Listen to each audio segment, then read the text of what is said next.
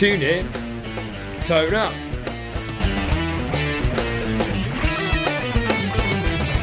Your one-stop shop for guitar tricks, tips, techniques and advice. With me, Gary Shilliday, and my own excellent teacher, Dan Davis.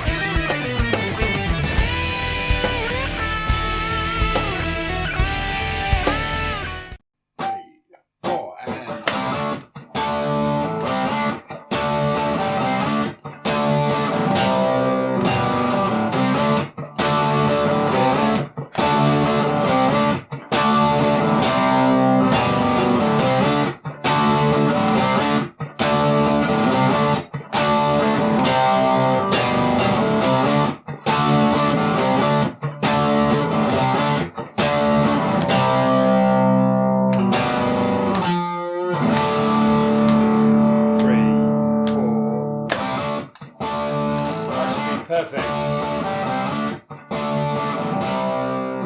Right. Still. So if anybody from Boss would like to get sponsoring, here we have the RC30. Just recorded a neat little riff on that from Bad Company, Feel Like Making Love. And there it is, just cycling it round now. And we can just come back to that, so that's cool. Indeed.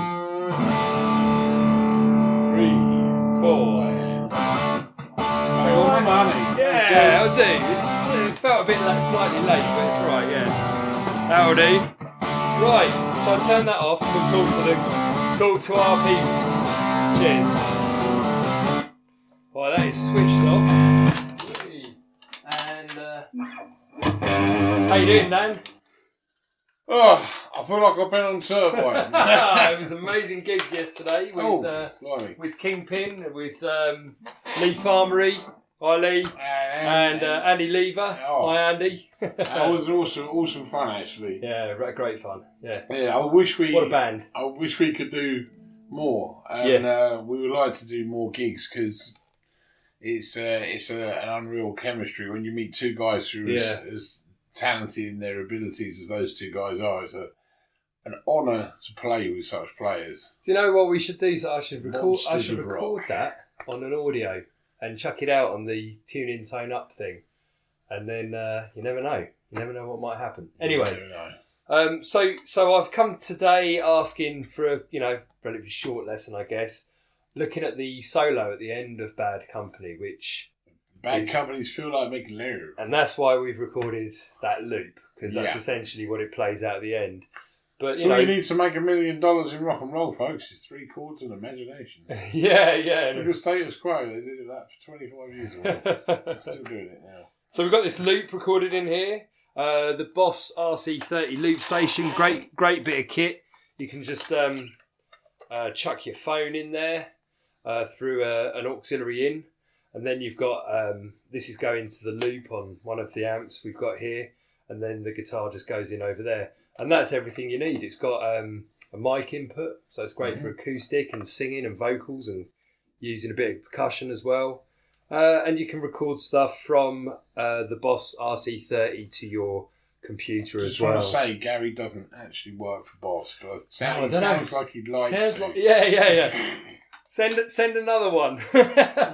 We'll find a use for it. I haven't got a loop pedal. I like one. Come on, Boss peeps. Right, anyway, so that's the loop. You can then record over it in layers. So, for instance... Like Parfait. Like Parfait. So, for instance, I could practice my other thing, which was... that, wasn't it? That was a funny little part I sort of come up with to go along with it, yeah. Was. Oh, I missed it.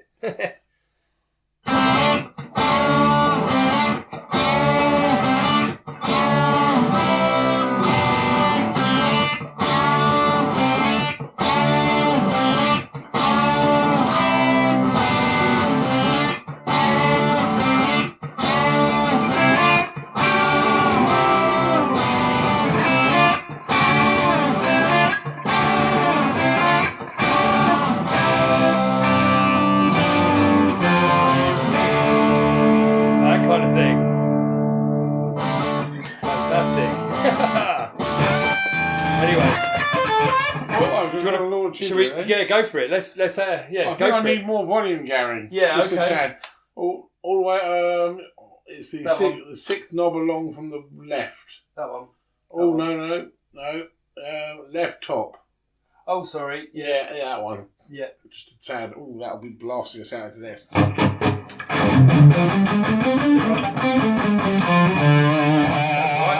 Since when is volume ever an issue? I know. Here then.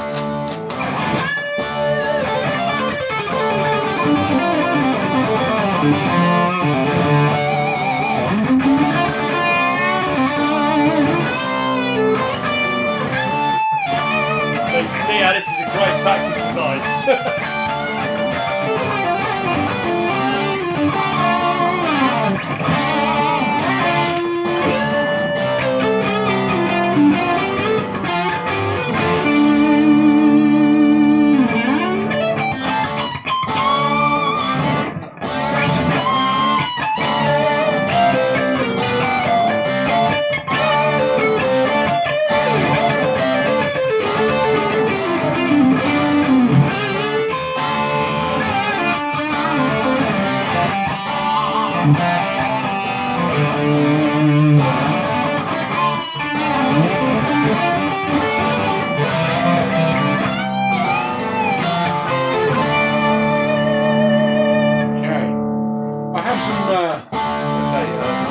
Some thoughts.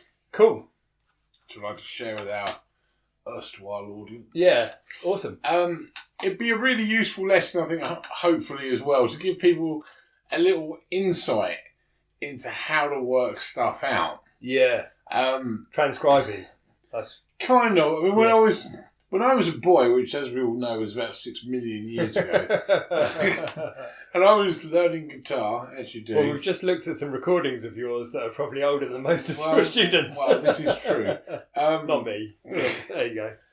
You know, I did it the old-fashioned way. You know, Yeah. Cassettes rather than records were really the thing in the 80s until kind of compact disc came down to a sensible price. Yeah. And so, you know, you'd get the cassette or whatever and hope it was in the same tuning as, you know, your guitar, and you would work out the songs. You know, I remember sitting there trying to work out Jimi Hendrix songs, and I had no idea that people tuned differently. Yeah. No one told me. News to me. So I was sitting there thinking Voodoo Child in E flat. I thought, this guy's got a funny taste in keys. Yeah. Either that or he's a genius. It's one or the other. It's definitely got something to do with these babies. Well, yeah. But, you know, I just didn't realise at the time, and it was something that I didn't understand till later on. And, you know, you found yourself listening to all kinds of things, and you know, as things opened up to you, and you started to understand that people do drop tune, and people do use alternative tunings and all that sort of thing, or different people with different styles might play scales in different places, depending on kind of like how their style is. You know, it all kind of leads the way to understanding, you know, sort of what is what. And I remember a light bulb moment where I've been teaching for quite a few years, and somebody asked me to transcribe that pop track, Kiss Me, is it? Oh, yeah. And I recognised the open D chord straight away, you know? Ray Jepsen? No, quite possibly. Sure. Quite possibly. I recognised the open D chord in it straight away, and I was like, right, yeah, all this work I've been doing over the years on like listening is finally paying off. Yeah. I am recognising things. Yeah. And it is the same as any other kind of practice, but it isn't. Yeah. It's like, you know, if I sit here and I practice some, you know, do some sort of picking exercises or work on my sweep picking or anything, that technique should, hopefully, if I push the limits and keep going with it, it should grow and it should get better. Yeah. And I should work out what the problems are and work out the solutions. Yeah. Even if it's subconsciously. Do some fine tuning, all that kind of thing, and slowly get there. And what I'm really gravitating towards here, what I'm getting at, is when I was younger, the teaching aids that are available now, the free tabs online and stuff, they didn't exist. Yeah. You went down to your music emporium, you ordered a book, because I never had the one you want, which took like, you know, at least a week to arrive. and you paid a lot of money for it to get the one song that you really wanted to know how that lick in bar 137 goes. Yeah, it was an expensive. It was expensive, yeah. You know, or you sat there with the record, and try to figure it out. Now, I think there's good call to say that these days, I think we all rely on the tabs on the internet a lot. Maybe sometimes we rely on them a bit much. Yeah. I think sometimes the tabs, without doubt, lie to you. Yeah. Or they're not quite right, or they put things in the wrong position on the guitar. They're not all like that, but tabs at best really are a guide. There's some really good sites like Songster, which you can access for free and it will play it back to you, which is a bit of a blessing, you know. Yeah, yeah. But the Ultimate Guitar does that as well, I think. But also, I think there's a difference between a guitar teacher being asked to do something when he's really, really pushed for time. Yeah. And the pupil just not getting a chance to even play through it because he's had to kind of really listen hard just to get down the first four bars. Yeah. In which case, actually, that makes a fair shortcut. Yeah, a fair shortcut and a fair kind of thing to say, well, yeah, actually tab has its uses. There's a difference between that and having a really, really easy song that you should be able to pick up without too many problems. Do you really need to tab? Feels like making love. Yeah, that's if right. You do, maybe take up knitting. Yeah, okay. Or just keep going with guitar, folks, if you're a beginner, until knitting is not an option. But yeah, it's good sometimes to train our ears and to listen. Yeah. And also, there's not always tabs for everything. It's not an endless resource. You know, there's some stuff out there where there isn't a good tab, or where someone's tabbed the intro. It's like, oh, great, that's the first 4 bars. What about the other 4 minutes? As you were talking there, I got thinking about something that I was thinking of, that I read actually about. It's a book called The Practice of Practice, which I really recommend. It's a great book. And he said something about songs which you can't play yet. If you start using like terms like difficult or that is difficult, then it will always be difficult. Even when you know how to play it, it will still appear difficult to you because you've got that mindset of something being hard. So he's trying to use terms like unfamiliar. So songs that you don't yet know. Yeah, psychological thing, yeah. And it's quite cool. And listening to what you're sort of saying about tabs just makes me wonder as well if tabs make things seem a little bit more difficult than they actually are sometimes, because there's all these numbers and lines and things like that, and you have to work it out, and you have to make sense of the numbers before you then make sense of the music. I'm going to call to mind, forgive me if I brought this up before. Sorry, folks, of the younger generation, I'm ancient, so I remember the 80s. There used to be a fantastic English comedy show called Lass Smith and Jones. Yeah.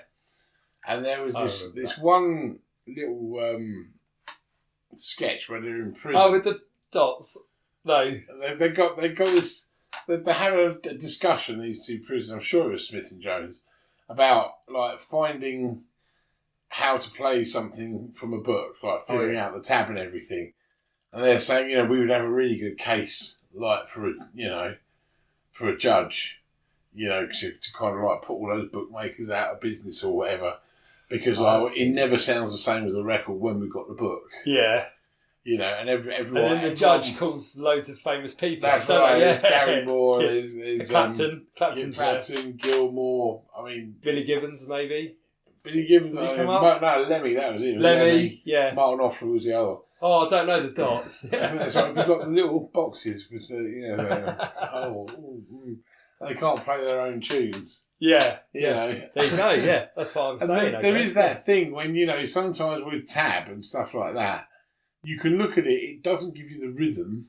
Yeah. Not unless you got that bit above. It relies on you to know the song. Yeah, it does. Yeah. And most of us, if we're brutally honest, the whole point is that we're looking at tab because we don't really know the song. Yeah. You need the song running side by side. So that's first tip 1 actually of today, is if you are going to use a tab, because we're all pushed sometimes. I had to learn a set very recently for a couple of gigs at the weekend, and I've got another one with the same band on Friday, and they drop tune and then they fiddle about with keys. Fiddlers. Whoa. Why would you do that? Anyway, the guy's got a low voice, so that's how he has to go about it, And it creates its own set of problems because some things are in the original key but drop tuned. Yeah. Some things are drop tuned and not in the original key. And, you know, to get a set of 25 songs together when you don't really know these songs, it's not like easy. Yeah, it's time consuming. It is very time consuming. And so, you know, using a tab for the odd bit where you think, oh, you know, I could sit here and work it out, but I'm going to waste 15 minutes when really I need it now. Because I need to get on with the next song. I don't have 4 hours to work on this set. Yeah. You know, this set has to be kind of like wrapped up and done so I can go and gig it. Yep. You know, I know these songs, but I don't know these songs. Yeah. You know, that's tip one when you're working stuff out off a tab. Have the music to hand. Have the music to hand. You know, you'd have the music to hand if you were trying to do it like we're doing here, or we're doing it by ear. Yeah. Have the music to hand if you got the tab. I was teaching someone earlier today, and he was looking at the first solo from Master of Puppets. Oh, yeah. By Metallica. And it's the James Hetfield solo. It's quite melodic. And it's got the bit before it. And when you hear it, it's all in guitar. It's a layered guitar harmony, him and Kirk Hammett. Yeah. And it sounds pretty kind of like set but awkward. Yeah. Like, where do I start with that? Okay, yeah. But when you see the tab and start to unpick it, it's quite easy. Yeah. So sometimes having really the music there to listen to and the tab there to look at, if you're going to do it that way. Propping you up almost. Yeah. But use your ears as well. Yeah. If you hear something in the tab that's not right or doesn't coincide, you know, don't go there. So that's tip one. Before we get on to this, tip two, I remember a few times, but there's one time in particular, I can't remember what student it was, but they wanted to learn something. In fact, it used to happen quite a lot in the early days, because this is before I had a phone. I mean, that's how old I am. Because before I had a phone that had my... What, like a plug-in phone? Yeah, he's a wall socket for BT anyway. But I used to have a mobile phone, and you couldn't have songs in it or anything, you know, like they used to be. You know, it is a phone with the Snake game on it. And that's, if you're lucky, yeah. Pictures, don't be silly. Now our mobile phone probably pack more punch than computers from 20 years ago, but at the time I didn't have music on there. So when I used to go round and do a house call on someone, it would be like, "What do you want to learn? I want to learn that." Great. Do you have the song on CD?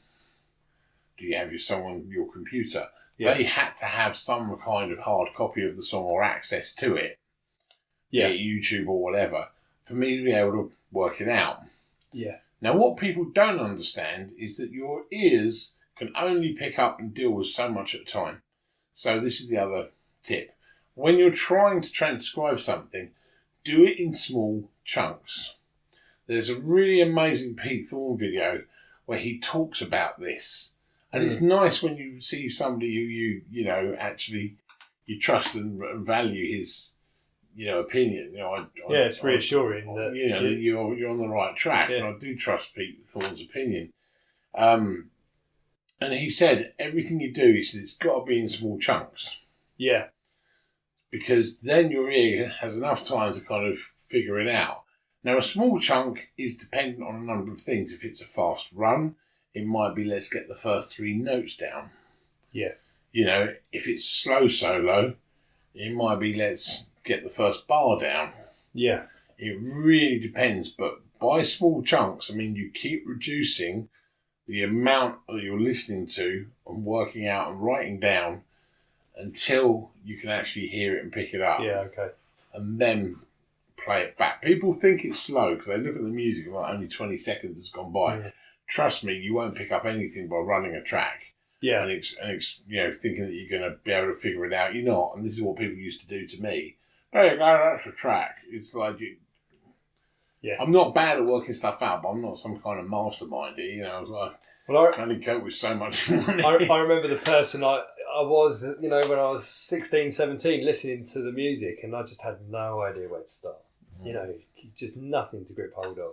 And that's a hard place to be. But you listen to the same music that you were listening to back then now, and stuff that sounded complicated no longer sounds as complicated. And you're picking up much more layers and harmonies and things. You know, it's... I remember when I worked in a music shop when I was about 17, and the guy who I worked with, I was listening to a load of hair metal crap, and he said, you know, anything wrong with hair metal. I was 17. It was the 80s. Shut up. When was it? 1991. Come on. Just been to download. Thank you very much, Joel Hoekstra. And, awesome player. And all the rest. Yeah. Red Beachy. Red Beach, yes. Oh, lovely. Phil Collins. He was good. Well, Phil Collins is actually an underrated player, as they go. He's great. Yeah, watching him going from 16th to 32nd dates occasionally. You see Viv Cab as well. Yeah, oh, yeah. Viv Campbell. Yeah, it was fantastic. Anyway, sorry. Rocking. We digress. Yeah, where were we? Remember in the 80s? Yes. About listening to music and then listening with better ears. That's it. Yeah. That's it. So I worked in a music shop in the very early 90s, 1991. And I was listening to all this hair metal stuff. And the guy I worked with, he said, listen to this. And he put on some John McLaughlin. Whoa, yeah. Whoa, yeah. And he said, listen to the instruments individually. And I did. And when you did, it made sense. You listen to what the bass player's doing, he's locked into his own groove. So is the drummer, so is the guitar player. They are playing together. Yeah. There is a chemistry going on. There is a tie-up. Yeah. But you really have to listen to it. And once you've listened to music like that, and once I learned that lesson, I listened to every song that way. And it's really hard to go back. Yeah. The thing that people don't realise sometimes, or they just don't have an appreciation of it, it's not their fault, is that when a song is mixed for public consumption, we're listening to the song as a whole. Yeah. As we rightly should. So, okay, it might have a nice bit of guitar work or like this crazy drum fill that you've got here, but it's mixed so we hear it as a whole. Yeah. But actually, the ability to listen individually to what each instrument does is quite liberating for a musician because you hear what's going on, you really hear it. Yeah. And, especially when you listen on headphones where you can really hear the detail. Yeah. And almost like mentally try and block other instruments out. That would be my other thing that I would suggest, my other top tip, is try and listen to some songs this way. Try actively almost, yeah. Yeah, like actually go, right, I'm going to listen to this song, I'm just going to listen to the bass. Yeah. Or I just want to hear what the drummer's doing. Yeah. And it's amazing, it's like peripheral vision. Yeah. It's surprising what you can pick up in your peripheral vision if you dial into it. Yeah. And it's the same sort of thing with that kind of hearing when you're trying to sort of separate out instruments. Because at the end of the day, we play guitar. So what instrument do we want to separate out? Yeah, we spend all our time listening to it. In the nicest possible way. I don't care what the vocalist is singing. I mean, I do. Of course I do. But I don't when I'm working out my guitar part. Yeah. If he wants... It's blinkers on almost, isn't it? Because you've got a job to do. So I have. So, if he wants me to play it like the record, I need to look at the guitar part. Yeah. So sorry if we haven't gone to playing it. So the other thing I would suggest is checking out live videos. Yeah. And the reason for this is, for one, you can actually physically see what someone's doing. Yeah. It takes away some of the mystique, but actually when you're trying to learn stuff, you need the veil lifted. Yeah. So look at not just one live video, but several live videos. Sometimes there are some people who are very good at teaching stuff on YouTube. Yeah. And the lick that you thought went a certain way might not be going a certain way. Yeah. It might be something that sounds kind of like it. So, in summary, in terms of before we get on to working stuff out and showing you this in practice, when it comes to trying to transcribe your own things, number one, don't ask too much of yourself to begin with. If you're fledgling at doing this, pick something simple. Yeah. Don't think it's pointless going, I'm going to transcribe Flight of the Bumblebee in all 12 keys. Yeah. I've got my whole life ahead of me and I've got nothing better to do. Yeah. I really go and get a job. Pick something sensible. I've often said to people, pick an Oasis tune. Yeah. Listen for the chords. Try and work out chords. Can you work them out? Yeah. So with chords, you start with bass notes or something like that, or with a note you can hear is in the chord, and then build the other notes around it. Yeah. So start with something that's realistic. Yeah. We're starting with the solo at the end of Bag that companies feel like making love. It's pretty straightforward. Yeah. Some nice little licks in there, though. Yeah. Number 2. When you are working stuff out, don't set yourself an infeasible task of trying to do too much in one bite. Yeah. Small chunks. Okay. What a small chunk is to you is what it is to you. It might be one note. It might be 4 notes. But don't move on until you got it, type thing. That's it. Yeah. If your ears can only hear so much. Yeah. In one hit. So Number 3, when you've written out the small chunks, you need to then learn how to play it. You're not done yet. Yeah. So there'll be a bit of playing along the way, but you then need to stitch it all together. Yeah. This is part of the process of learning it. Even if you're sitting there with an actual tab, you need to actually learn the piece. So this is on to now the next thing. I think it's number 4. Yeah. If you are trying to transcribe, you obviously need the track. But even if you're relying on tab, don't rely too heavily on your memory. You will need to commit things to memory in time, but your memory can become very, very addled with a new tune. And you don't really always know what's there and what's not there. You need to hear it for yourself. Yeah. See it written down for yourself and check one against the other. Yep, okay. Tab is like a checklist. Yeah. You are playing what's in the tab. Does it tally up with what's on the record? Yep, okay. Number 5. You are now an active listener who is a musician. Yeah. Not somebody who is just listening to tracks. Sorry to say that you will never hear a track the same after you've done this. And you do have to kind of put on your musician's hat for working things out and put on the listener's hat for listening. Yeah. Because you need to focus on different instruments. Try it. It's a great exercise mentally.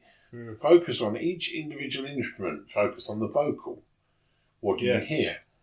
Are you now hearing more than you heard before? Can you hear anything else going on in the background of the track? Focus on the drums, focus on the bass. But one thing at a time. Yeah, okay. Until you can kind of break it down. Get used to getting that hearing in, because it's like a snooker player getting his eye in on the ball. Getting that hearing in touch with what's going on, really listening, not just listening, but really listening. There are those things to latch onto as well, aren't there? Like the kind of structuring, like for the Bad Company one. You've got to know that it's 3 times before the 4th time. It's a different set of chords on the way down. And structuring I find easiest with structuring is writing out like a kind of a chord chart cheat sheet. Yeah. And that then gives me, it kind of actually ends up with a bit of a mental picture of what is what, where it is in the song. And it's like verse 1 and then it's a pre-chorus and then a chorus and verse 2 and so on. Interlude, bridges. Yeah, I gotcha. So that's how I work, and then I put all the fancy stuff around it. Cool. So let's, without a further ado, sorry if that was boring the pants off. No, I think that's to be said. Ace and important stuff. So wind it back, listen to it again, and we'll see you in a minute. So what we're gonna do is we're gonna listen to this track and we're gonna lift some of the licks from it. Now I'm gonna say at this point as well, I think the more you know about music, actually helps you with transcribing. Okay. I'll tell you why. Because I know there's a lot of guitarists out there who want to sidestep the theory. The theory and the scale playing and all that kind of stuff and the technique, it's not the end in itself. It's a tool. Yeah. And, what plumber do you know who goes out with a hammer and nothing else and goes, I'll just do every job with this? No one would do that. No one in any other kind of situation would do that. No. It's completely ridiculous. Yeah, guitarists will. Yeah. Guitarists, more than any other instrumentalist, even more than bass players, Yeah. will go and go, oh, I don't really need to know the theory, I just play, really. Yeah. That is your plumber going out with a hammer and nothing else. It's ridiculous. So true. Yeah, so at the end of the day, it helps to know even a little bit of theory goes a long way. I've said this a million times. And because you need to know what are the sounds that I'm hearing on the record. Just thinking about that plumber getting into certain situations where you need like a fiddly job and he's just hitting it with a hammer and there's water everywhere. And anyway, yeah, it's a good analogy. I should have bought my plunger. But I've got a hammer, it's fine. Smashing the sink out. Well, it's that that kind of thing that you want as many tools in the toolbox as possible. So that when you do hear and understand how to use them, so when you do hear something that's maybe in a different mode, if you're playing a lot of metal and stuff like that, or you're playing maybe sort of world music and things, you may well come up against different modes and things like that. Do you recognise that mode? Yeah. Because all of a sudden your root note is going to then blossom into a whole bunch of different notes from what you expect, which fall outside of the normal major and minor. Yeah, nice. Now we've chosen something that basically is pentatonically based. Yeah. Yeah. D. The old Platonic pentatonic. So, let's roll the first bit, shall we, and see what we can pick up. You know how to use your phone better than me, don't you? Yes. Yeah. The old password. Password. Don't make your password. So, there you go. Great, okay. I think we're roughly somewhere near the end, aren't we? Somewhere around here.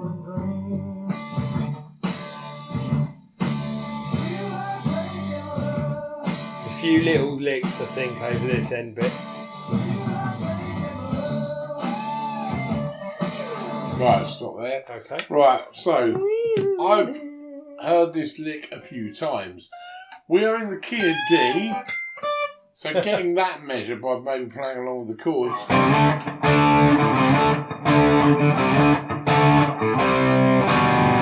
Yeah, quite an easy lick. C to D power chord, followed by C and then G, or G with a B in the bass.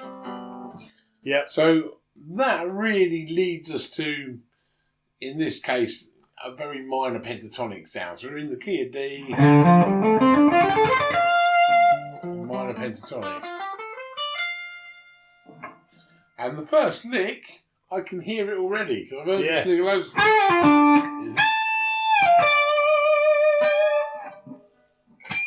Ah, nice. So let's play that lick again on there and have another listen. Yeah. I've gone back way too far. No, I haven't. Right, there it was.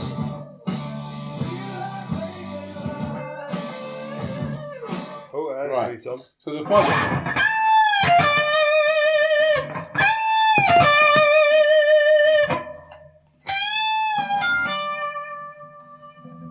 Yeah. Okay, now let's have a listen to the second one, because my mind has already forgotten it. Now this is a key point, right? I don't know this song inside out. Yep, exactly. Because I don't know this song inside out, because I probably wouldn't bother with, do whatever over the end. I mean, unless someone really, really wanted it like the record. Yeah. It's fairly kind of traditional blues licks, really. Yeah. I don't know how these licks sound, so I need a couple of listens. Yeah. Now, you notice the first one was just 3 notes. And I said stop. Yeah. Because by the time your mind has heard it, listened to it, absorbed it, and then figured it out, that'll be on to the next lick. Well, that's no good. I need to commit this to memory. Yeah. So let's have a listen to the shape of lick 2. Probably be to lick 1 first.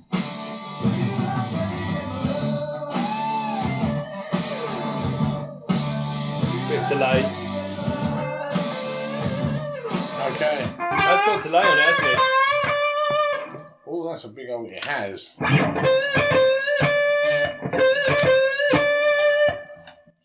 So we're starting at the 13th for the second lick, and we're totally in minor pentatonic territory.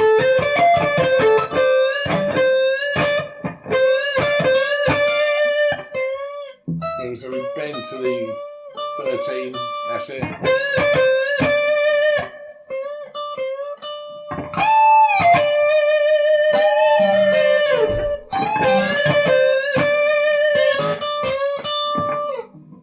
Cool. So I should write this down, shouldn't I? But you should. Well, you could. You might not even need to. Yeah. I mean, it depends. It's good to write it down in as much as. I could do that at home as well.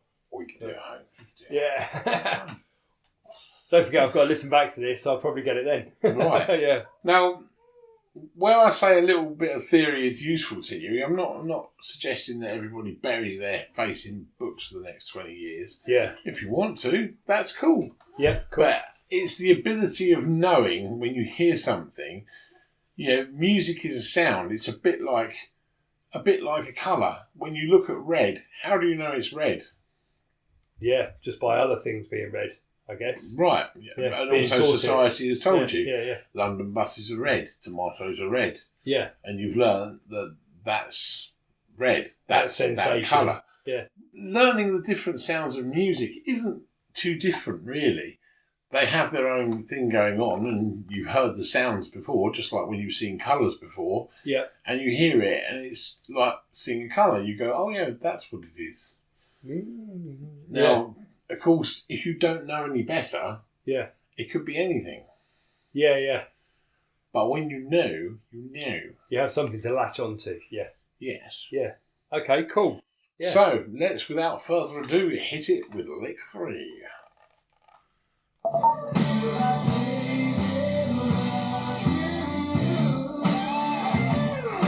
Same thing. Right, so there's a bit more going on. A little bit more going on, yeah. So let's rewind that a bit.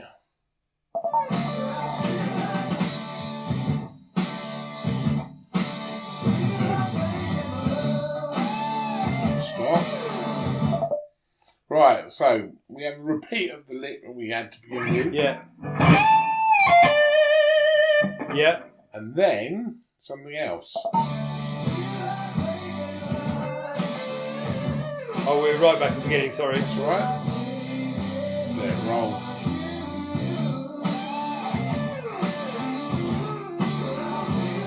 Right. And he's getting a bit lost in the mix as well there, isn't he? So this is where we need to drop the phone. Right, this is a prime example of what I'm talking about when I say you can become a little bombarded by listening to a bigger chunk. Yeah. Right? Because your brain's still listening for the next bit and trying to compute, So...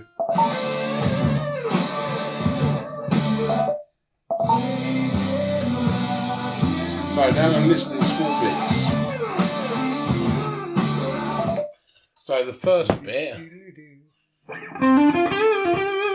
So you got the lick you started with. Down an octave. No, starts in normal place.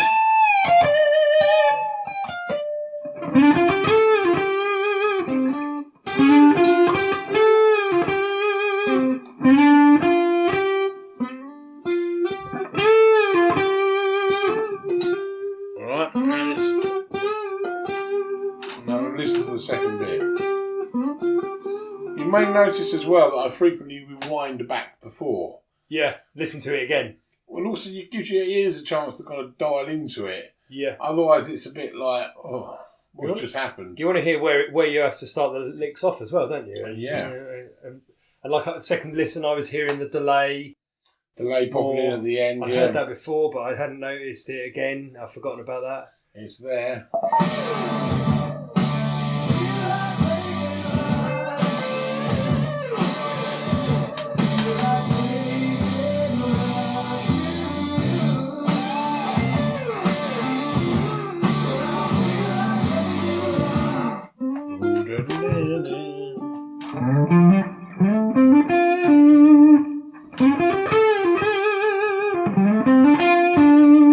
Right.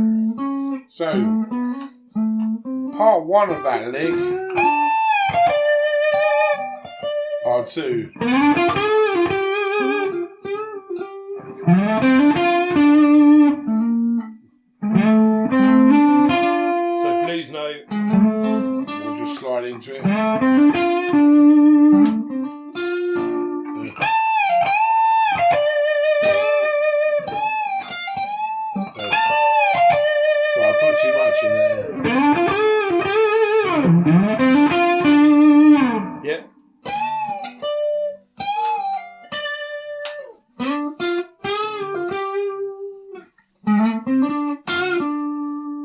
of thing. Pretty much. Yeah. You can also hear that it's more than likely a Les Paul.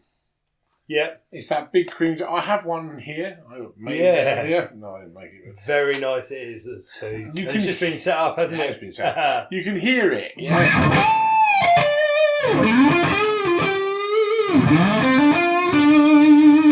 Yeah. Know what I mean? You can hear it a mile off. What's my best? I mean, I've gone neck pickup. Neck pickup. Roofiness type thing. Balls out on the volume there all the way. Yeah, trouble is I'm going to be blasting over everything rather then. Oh, that's not too bad. That's more like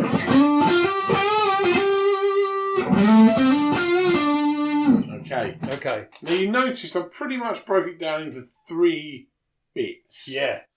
We're chunking. We are chunking. Nice. Chunking. Cool. Grady would say. That's good. We're getting a lot of shout outs here. We love Troy Grady. He's great, man. Boss, send us some loop pedals. Troy Grady, send us some love. Troy Grady, though, undoubtedly American to the bone. Oh, absolutely. In his delivery. He's very excited, isn't he? He's so enthusiastic. With even numbers of notes on strings, and I fub my pickle through the strings like a knife with hot butter. Yeah. And he's got some great videos, hasn't he? He's an awesome player, actually. Yeah. He's a guy who deserves a few more accolades. Yeah, great I think player. so. Yeah. So, if you're listening, Troy, keep going with the good stuff. We're loving it. Pick slanting, etc. So that's a prime example of breaking something down into chunks, because you just won't catch all of it otherwise. Yeah. And usually, think of the way we learn licks and put them together. We tend to kind of place this lick with this lick and bolt it all together. Yeah. It's just the way we generally kind of think as guitar players. And probably, if you're improvising, or if you're a pianist who's improvising or whatever, that's also the way you're likely to do it. Pianist. Yeah. One of those. You put this bit with this bit and this bit with this bit. Gotcha, yeah. If you're not sort of playing a straightforward melody solo, if you're improving, that's quite likely the case. When we teach someone something, we teach somebody in chunks. Yeah. If I was saying to Gary, you do this, then this, then this, then this, then this, and play it for 4 minutes solo. Way you go. Yeah. Really? I mean, it's not going to happen, is it? Yeah. No, that's right. You've got more chance of platinum too. It's not going to happen.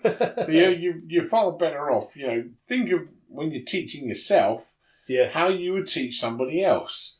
Imagine you're speaking to somebody who's never played these licks before, who doesn't know what the starting point is. Yeah. You have to break them down. Yeah. And probably offer them up a little theory to go with it. So cool. Like I did with Gary, I said it's the minor pentatonic scale in the key of D. That's really where we're at with this. That at least gives you the fingerboard positions. Now this goes back to my thing about theory. This then starts to give you the fingerboard positions that work. Yeah.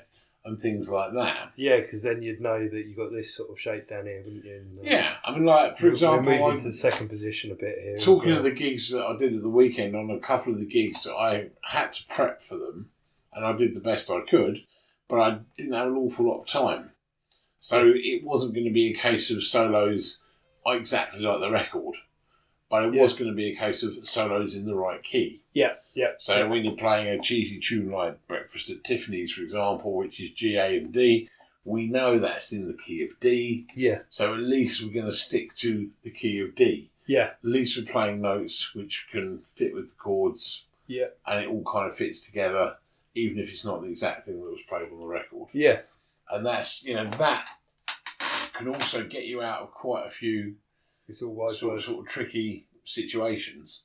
Yeah. Because if you just know the solo, what happens when that solo goes wrong? Oh dear. Yeah. Oh no, what do I do now? Already Christ alive. Then what?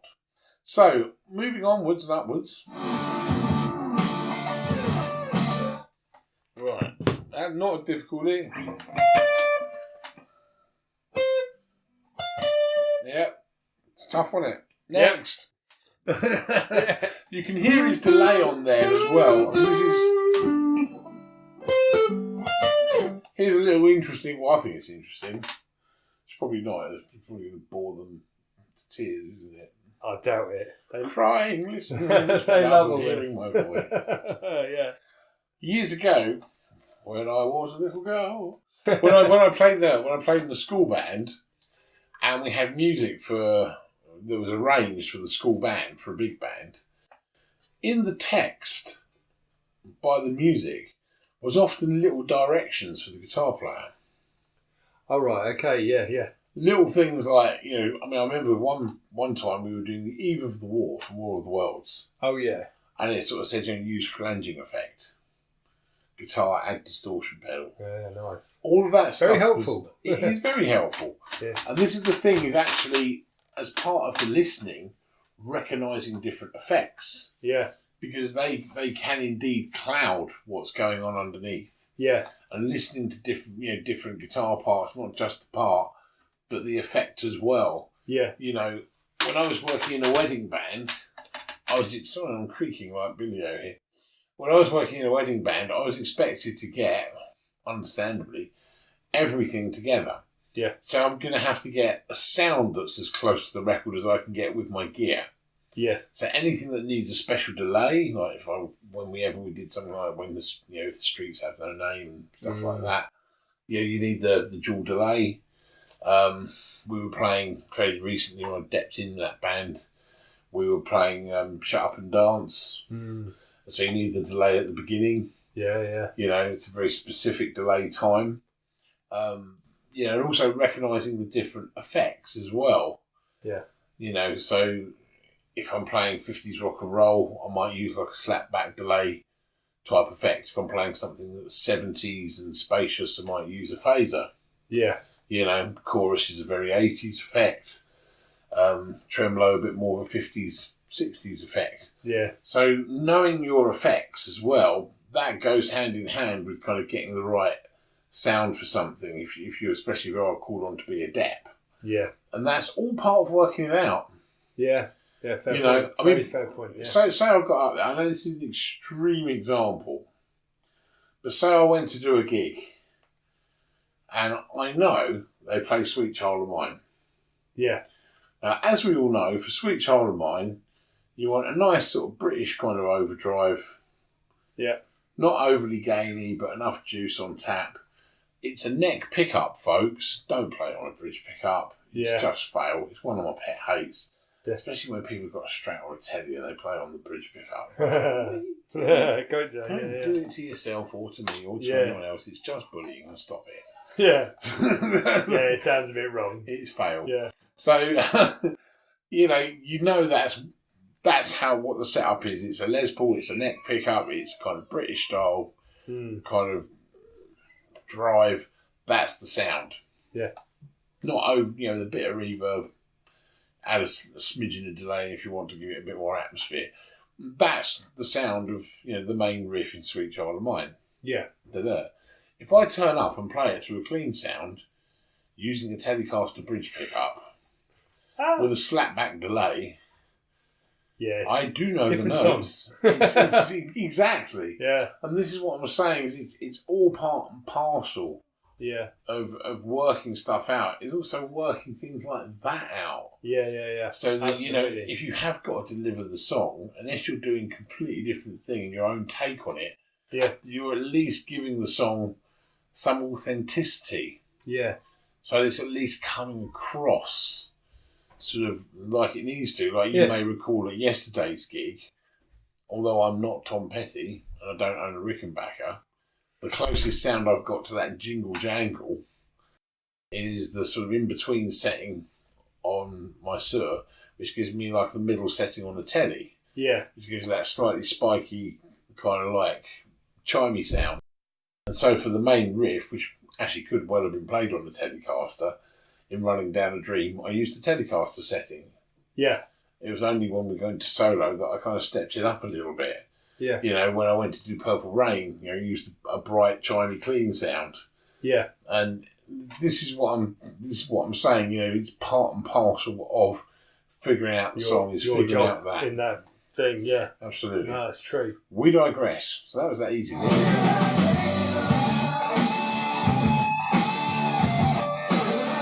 That was just 2 notes, Ben, wasn't it, with a delay?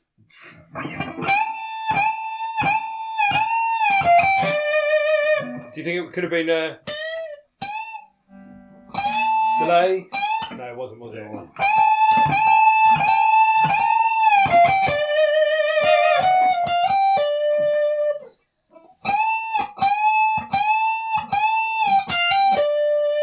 That's it. Yeah. You will find when you're working stuff out, it can be really interesting in as much as the more stuff you work out, the more you realise the way different players' minds work. Yeah. Yeah, that's what I'm hoping to gain from it, really, is like, it's a pentatonic-y thing, but it's quite interesting, like, diving in, isn't it? Yeah, I mean, like last summer, as you know, I set about trying to learn the intro to Cliffs of Dover. Oh, yeah. And it was really interesting because the way Eric Johnson applied his pentatonic knowledge to things and the way he would throw in the odd extra note, like the ninth, and what else was it? The flat 6, the minor 6 he threw in as well. The C over E minor, which falls again outside of the pentatonic. It was really interesting, kind of like where he chose to play things. Yeah. In positions that most of us wouldn't normally choose to play them. Some of it was fairly regular, but there was plenty of stuff that was quite irregular, and the amount of economy picking he used was quite amazing. So, this is the other thing you can learn by working stuff out, either with a tab or by yourself. Yeah. Because something like that is quite complex. I think you might need, we all need sometimes a helping hand to work certain things out. And I didn't want to kind of like, something like that is quite tough to work out. Yeah. By ear, Yeah, very much. Yeah. So you can learn quite a lot of stuff by looking at the way other people play. Yeah. A few months ago I was showing someone Gary Moore's After the War solo. And he does a very strange thing, although it's in the key of D minor. He starts in D minor and then he reverts to C minor for the change to C, which would normally be a major chord. But where he's playing over a power chord, he decides to play like a C minor. Yeah. Or might even be C Dorian over it. Yeah. Which has quite an interesting effect on everything, because it really yanks it into a place that you weren't expecting it to go in. Yeah. And then when he goes to the final chord, the B flat, and then it starts descending down from there, he kind of takes it back to normality again. Yeah. But that sort of lack of the major or minorness in the second chord meant that he could take it somewhere completely new. Yeah. Now, had I never have bothered looking at that solo, I wouldn't know that. Yeah. Yeah, exactly. And also, if I didn't have any theory, I'd just go, well, those are the notes of the solo. Yeah. But because I do understand that's my theory... That's what the tab says. Yeah. If I had a quid for it, but the tab says this. The tab sounds like a pony. Yeah. Yeah. Shanksy's pony. Right. Onwards and upwards.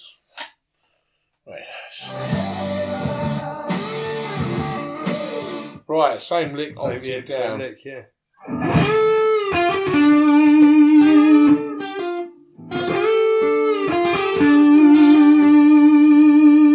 Yeah?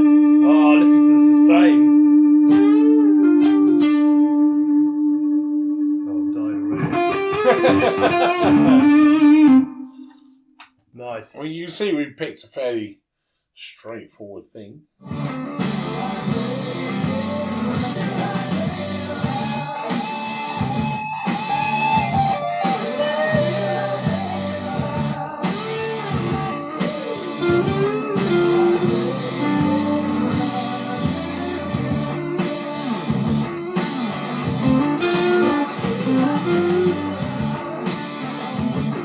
That, and I realised there was a couple of licks as well.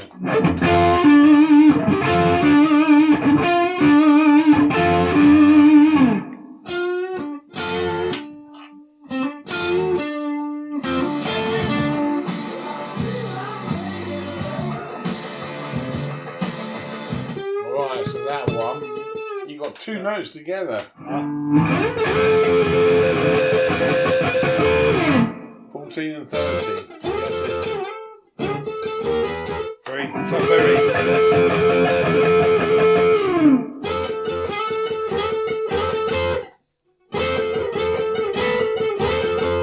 That kind of thing, yeah? Yeah. Yeah? Onwards. Yeah.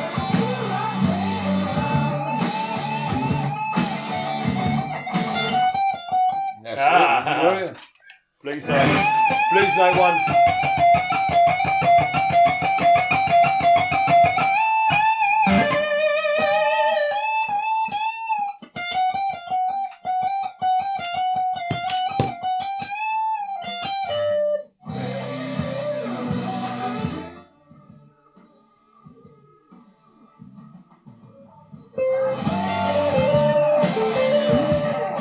They're more of the same. More of the same, yeah. I mean, it really, I would say with some songs, my honest opinion as well with songs in terms of like where you want to go with the solo. Yeah.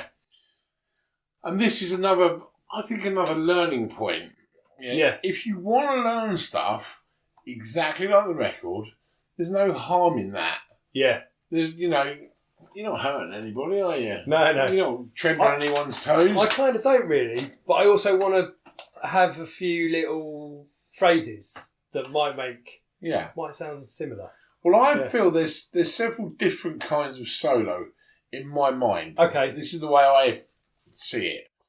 I don't know if anyone else will resonate with this. Send us a message and let us know. Yeah. I feel there's several kinds of solo. There's the solo that damned you if you mess with it. Yeah. How dare thee? This makes the song. Usually it's like the set of solos where you listen to it and you can tell the person's not freewheeling. This is an integral part of the song. Yeah. And if you mess with it, it's like you're missing out an integral part of the tune. Mm. So Brian May solos, not to be messed with, generally speaking. Yeah. You could do better on Bohemian Rhapsody. Please be my guest. Yeah. But, that man has sat down, toyed with the numbers, worked out what sounds best, and it's hard to disagree with his choices. Yeah. Brian May looks at the solo as a window in a song. It's a song within a song for him. It's its own little thing, its own little composition. And you can tell that he works as hard on that as everyone else does on all the rest of their parts in the song. Mm. It's not just thrown together, it's not just improvised. Yeah. It's its own composition. Yeah. And one must learn to recognise when something is like that. Or a solo that was maybe a solo that has become an absolute classic, even if it was partially improvised. Yeah. So that's the other kind of solo where it's definitely got a Sweet slightly... Child of Mine type thing. I don't know how much of that was contrived and how much wasn't. It's hard to tell without talking to the man himself. Yeah. One that comes to mind is Steve Lukather's solo from Rosanna, which people claim... he wrote on the spot. Well, people claim, that's what they say. Back in the 80s, of course, the boys of Toto were known for a little bit of powdering of their nose. Yeah. And he was in the studio recording it, and a large chunk of coke had fallen out of his nose. So he picked it up off the floor and stuffed it back in there just as the tape was rolling, and managed to get his guitar moving and played the solo just on time. I can imagine. That's what legend has, because apparently he was a bit of a party animal. Yeah. So you listen to that, though, it's still a classic solo. It's still the only solo that belongs with Rosanna. Yeah. The outro solo, do what you like. Yeah. So there are two kinds of solos. The other kind of solo is the one where there's definitely licks that you want to get in there. Yeah. It doesn't necessarily have to be exactly like the record. But there are some solos where you've got definite licks which really have got to be... Like Clapton's Cocaine, for instance. That kind of thing. See, with Clapton's Cocaine, I would probably do something sort of in the style of...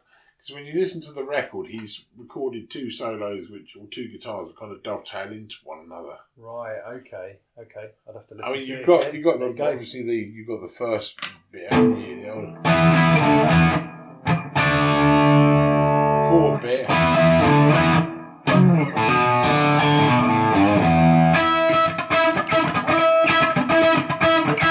But after that, when it goes to the actual solo, it's like two guitars that kind of mesh together and cross over one another. So you can do it almost like a question and answer. And it's got quite a rolling feel with it, It's got that.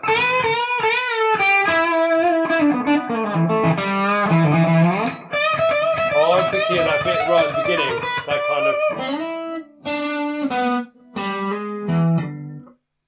kind of like. That. Yeah, and then it's got the.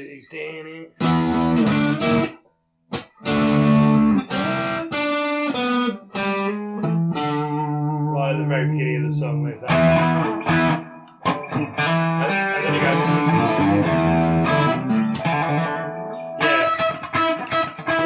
Yeah, exactly, yeah. But with something like that, you can kind of do sort of in the style of. Yeah. I suppose. Yeah, okay, gotcha, yeah. But you get some solos where maybe there's, I mean, one that comes to mind is Comfortably Numb. Yeah. So in Comfortably Numb, you've got the intro to that solo,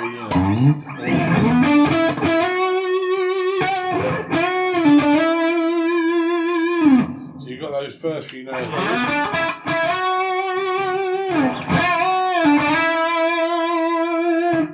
You want to play that, don't you? You want that bit to be in there. Yeah, because that's a good intro. And then you've got the other bit.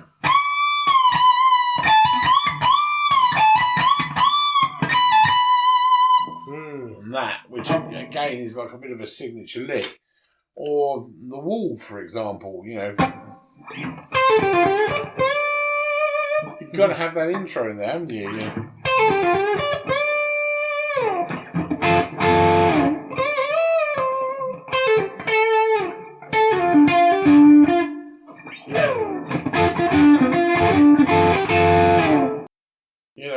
If you want to do all the rest of it, you can. Yeah. But they're certainly the essentials. Yeah. Without a shadow of a doubt. Yeah, cool. So you get that kind of solo.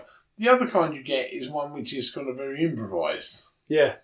You might get a good improvised solo, or you might get a not so good improvised solo. So it really depends. That's this one, isn't it?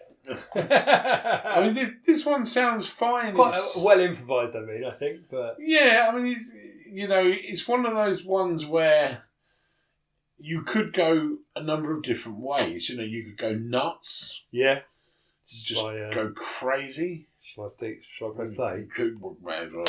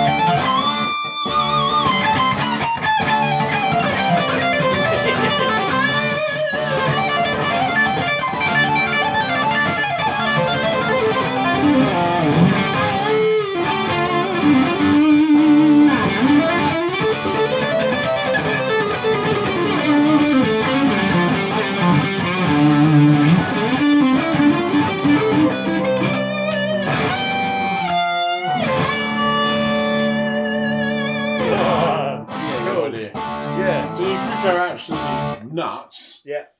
Or you could leave gaps.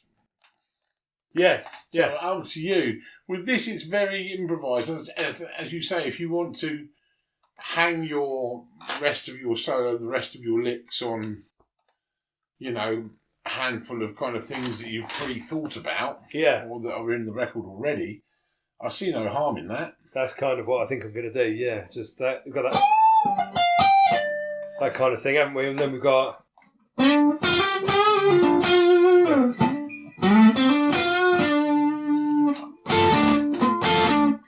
kind of thing. Yeah. We're giving you sort of a few real world examples of what I'm talking about. Like, yeah. If I was... Shall I press play again? No, that's all right. That's okay. If I was going out with my band and we were doing Crazy Little Thing Called Love, yeah, I would play the original solo.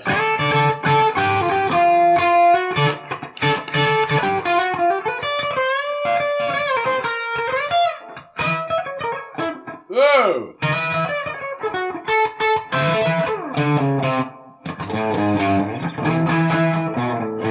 Whatever. Yeah. That was a mess. Sorry, people, that was crap. I'm going to play again.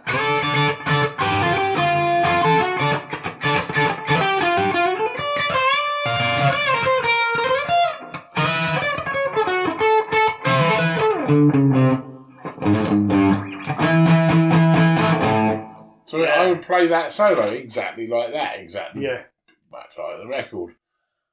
Comfortably numb, as I say, a couple of licks which you need to put in. Yeah.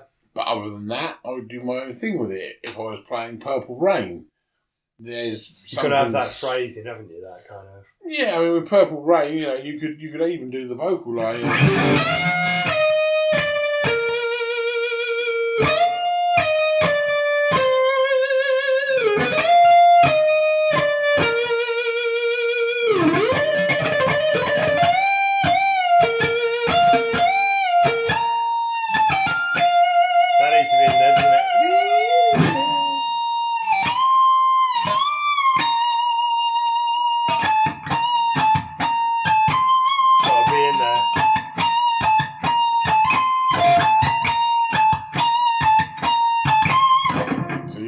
You can put all that sort of stuff in there. Yeah.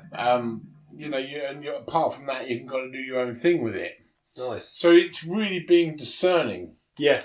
Over it, and again, this is where your own personality and musicality comes into it. Because if you have discernment, in terms of deciding what's the best thing to do, what can you get away with, how much of your own style can you shoehorn in there, and how much must be like the record. Hopefully, you end up with happy band members and songs which, although they're someone else's, have a splash of your own sort of stuff going on in them. Your own sort of. Totally right. Yeah. I mean, Al from Full House that I play with always seems to say of certain songs. He sort of saying, we're going to add our own Full House slant on it, our own Full House spin.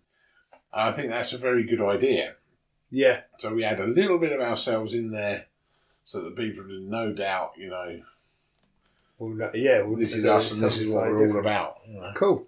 Thank you. All right, no worries.